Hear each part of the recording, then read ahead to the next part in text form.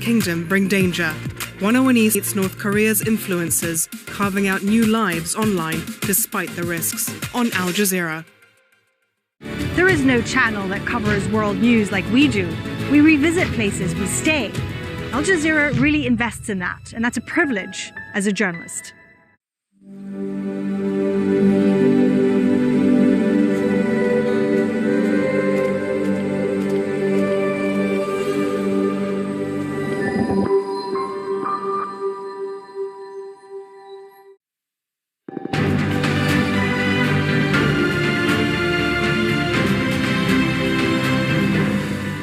Watching Al Jazeera with me, Elizabeth Puranam in Doha. A reminder of our top stories this hour. The US is calling for a conditional ceasefire in Gaza in a draft UN Security Council resolution. Washington is warning Israel against a ground offensive in Rafah, saying it would have serious implications for regional peace. Palestinians waiting to collect much-needed food supplies in northern Gaza have come under Israeli fire. At least one person was killed and several injured. It's not the first time Israeli forces have targeted people trying to access aid. And Israeli protesters have fought with police in West Jerusalem during a march to Prime Minister Benjamin Netanyahu's home. Thousands of demonstrators called on Netanyahu to agree to a deal on the release of captives in Gaza. In Lebanon, at least 4 people have died and 3 were injured when a building collapsed in southern Beirut. Emergency teams are searching for 17 people said to be trapped under the rubble. Many of them are believed to be Syrian refugees. Many European governments have summoned Russian diplomats following the death of jailed opposition figure Alexei Navalny. On Monday, his widow was in Brussels urging Europe to target backers of President Vladimir Putin. She blames the Russian leader for Navalny's death. Camille Nedelec has more. Laying down flowers and taking a risk. In Moscow, the tributes to Alexei Navalny were back, despite authorities repeatedly clearing them away. Rights groups say hundreds of people have been arrested at Navalny commemorations in recent days. It was scary to come here because there are a lot of videos online of people being detained. Even now you can hear the sirens. I hold a grief, a sadness. The first 2 days I was crying all the time, and I'm angry that this happened. In Rome, a large crowd gathered in Campidoglio Square, one of the many vigils held around the world since the Russian opposition leader's death. But the support his widow, Yulia Navalnaya, is looking for is more than symbolic. She was in Brussels meeting with EU foreign ministers to urge the bloc to punish Russia. She blamed Russian President Vladimir Putin for her husband's death. We all need to come together in one strong fist and use it to strike this crazed regime, Putin, his friends, the bandits in uniform, the thieves and murderers that have crippled our country. Russian authorities have given no details as to how the opposition figure died while in prison, reportedly after a walk. His mother has been denied access to his body, part of what his widow alleged is a cover-up.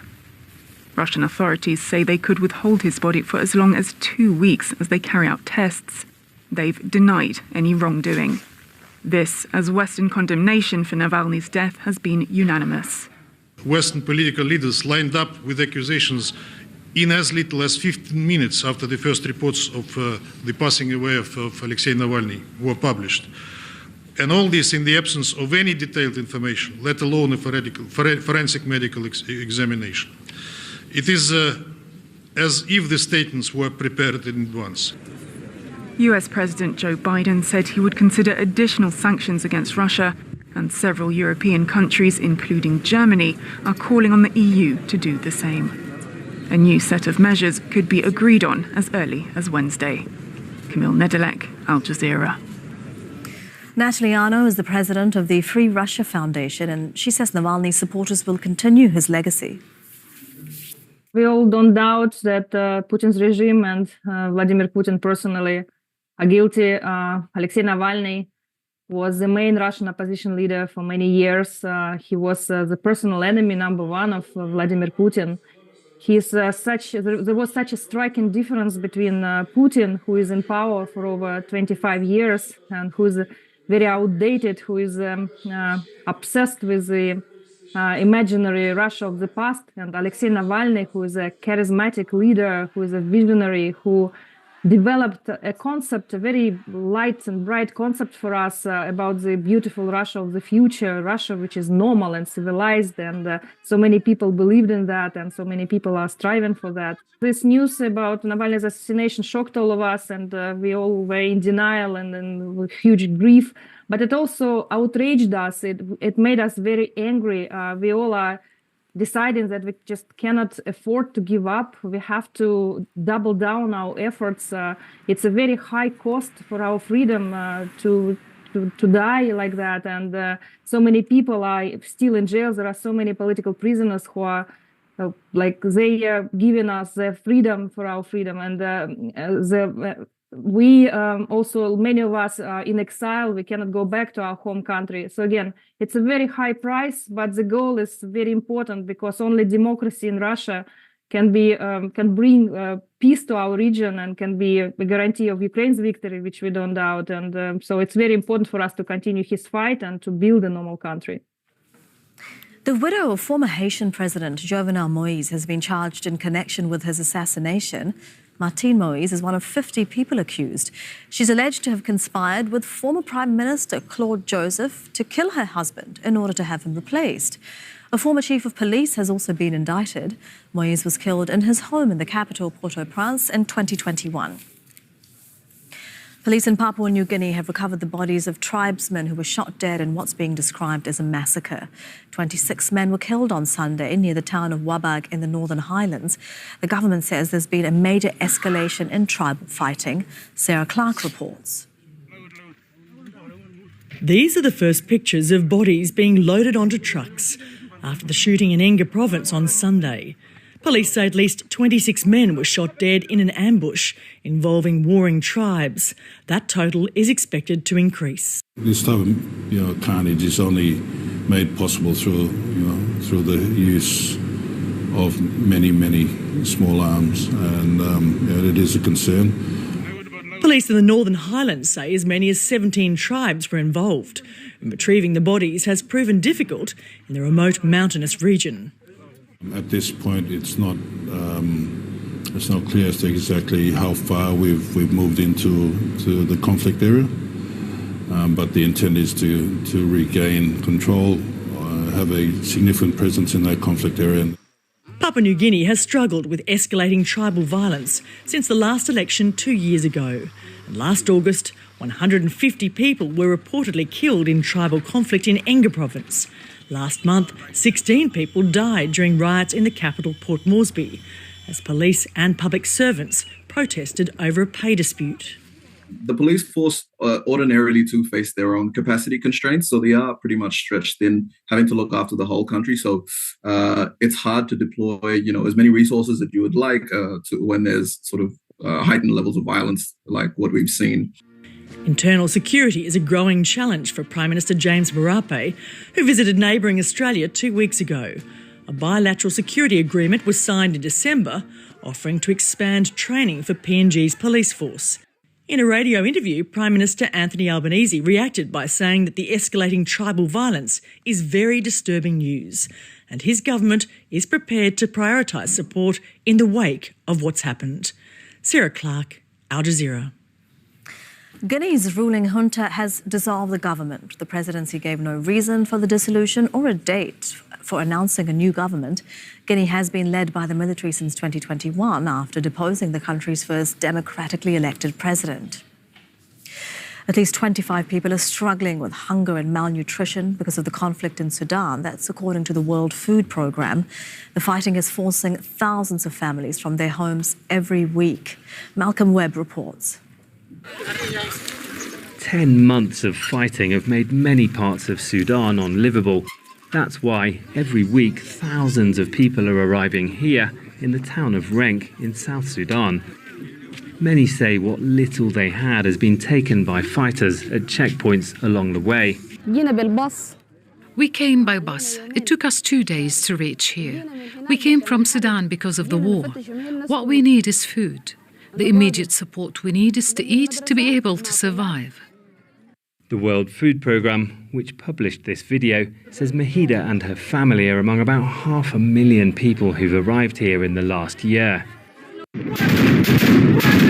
This is what they've left behind. In April last year, fighting erupted between Sudan's army and the paramilitary Rapid Support Forces. Attempts at mediation have failed. Aside from the risks of being caught in the crossfire, millions of people have been cut off from essential supplies. Some of those arriving in South Sudan are already severely malnourished. Many more become malnourished as they wait in the transit centres. Food rations have been slashed because of a lack of funding. The rates of malnutrition are high. We are finding that the most impacted are the women and children, and that's why a range of services are available at the border immediately when they cross in, but also when they're moved to the transit centre. Some people stay in the transit centres for months. Others, who originate from South Sudan, eventually board barges on their way to communities also struggling with years of flooding and armed conflict. Between the hundreds of thousands who've fled to South Sudan and Chad and the millions displaced within Sudan itself, the UN says the conflict has created the world's largest displacement crisis and shows no sign of ending. Malcolm Webb, Al Jazeera. Nigerians have once again been protesting against the rising cost of living. Large crowds rallied in Ibadan, the third most populous city. Food prices have shot up, with some basic items like vegetables costing 10 times more. Inflation is at its highest since 1996. A minister in the Taiwanese government says China has caused panic after members of its Coast Guard boarded a tourist boat in the Taiwan Strait. The incident took place off the coast of the Kinmen Islands. That's a contested area which is controlled by Taiwan and located close to the Chinese mainland. The boat was carrying 11 crew and 23 passengers. South Korea's government has warned thousands of trainee doctors who've walked off the job to return to duty if they want to avoid legal repercussions. They're protesting against a government plan to boost admissions into medical schools. One minister says the protest is unjustifiable. 가장 급격한 고령화를 겪는 우리나라는 Our country, experiencing the most rapid ageing, urgently needs an increase in medical school admissions. Medical associations argue that there is no need to increase the number of doctors as the population decreases, but this is not true. Over the past decade, the annual average growth rate of our population, aged 65 and over, has been 4.4%, much higher than the OECD. Eunice Kim has more from the capital, Seoul. They play an outsized role in the operations of these hospitals, including offering bedside care, and they are critical in emergency care units. Now, the group representing them did issue a statement moments ago to say that they were taking the collective action because the government's plan to significantly increase the number of medical school entrants by 2,000 effective next year from the some 3,000 that's in place currently is insufficient and has essentially ignored their input on the issue to only be labeled as a risk to society. They are calling for meaningful dialogue to start with the government. Now, the Korea Medical Association, which includes the larger swath of senior doctors, has said that the plan the Yoon Suk-yeol government put out is insufficient, not well thought out, and they have accused the Yoon government of populist policies ahead of the April legislative elections. They say the change would increase the foot traffic into hospitals and have a negative impact on the health insurance system. But the Yoon government has doubled down and said that this cannot be delayed. It is required to fulfill the needs of a doctor shortage currently. China is presenting its first domestically manufactured passenger plane at the Singapore Air Show. The Comac C919 is seen as a challenger to Airbus and Boeing. Tibet Airlines has ordered 40 of the jets. More than 1,000 companies are taking part in the event, along with military and aviation experts. And that's it for me, Elizabeth Purana, but I will be back in around 30 minutes with more of the day's news. 101 East is coming up next.